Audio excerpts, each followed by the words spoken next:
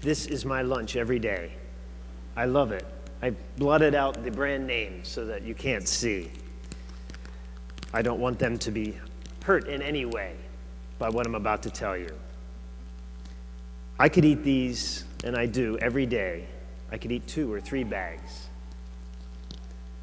I opened it up, and I got one of these. A burnt chip.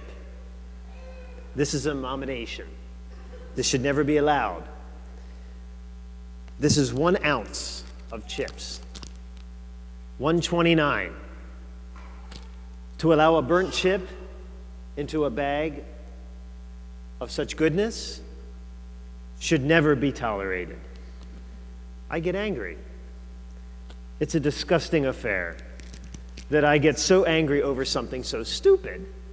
Like, they cheated me out of this. I paid $1.29 for this 1 ounce bag, and they cheated me out of 1/4 of an ounce because there's like 5 chips in this bag. You know? They cheated me out of that. I love McDonald's. The number 2 large with the sweet tea is like the best thing. 1/4 pounder.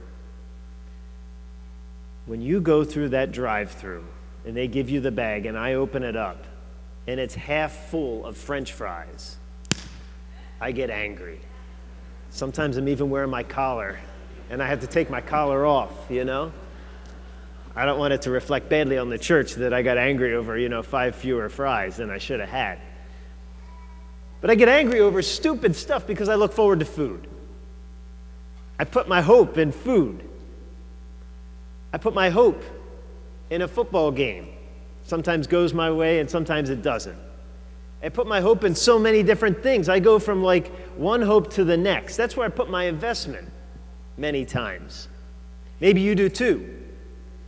Maybe you look forward to something that doesn't live up to its expectation. You get angry, you get sad, or whatever. You get let down. But what do you invest in?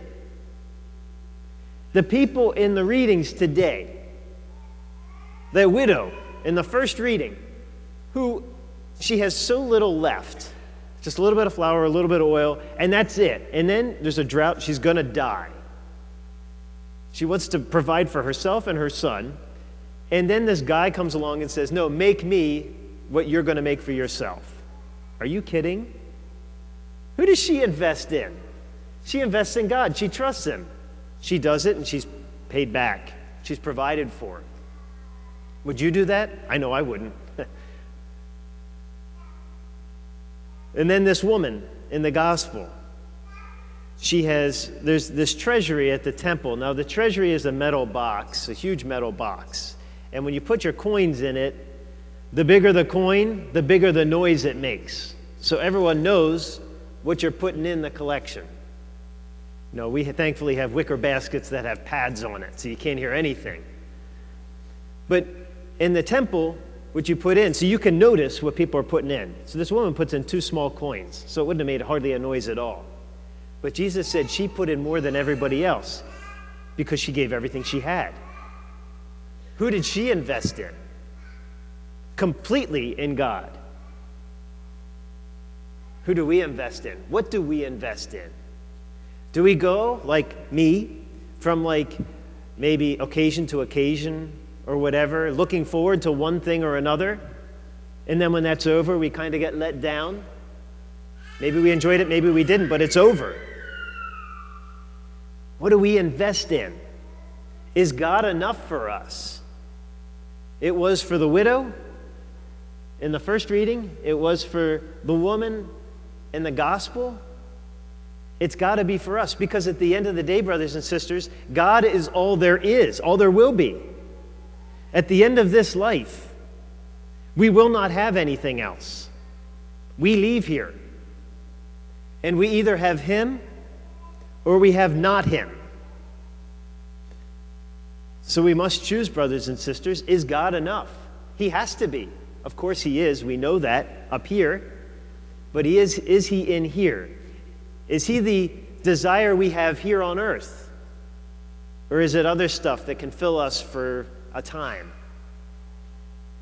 Brothers and sisters, God has to be enough, because of course he is, and he is all there is. But if we're kind of looking for small pieces, we're never going to be happy, we're never going to be fulfilled, and we are in danger of missing out of the only place we all desire to be. Brothers and sisters, let's invest in God. Not by giving everything we have. This is not a financial irresponsibility gospel that like give everything you have to God.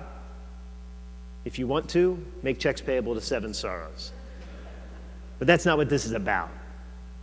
This is about who do you invest in with your time, with the things you look forward to, with your hope? Because God provides, and nothing else can measure.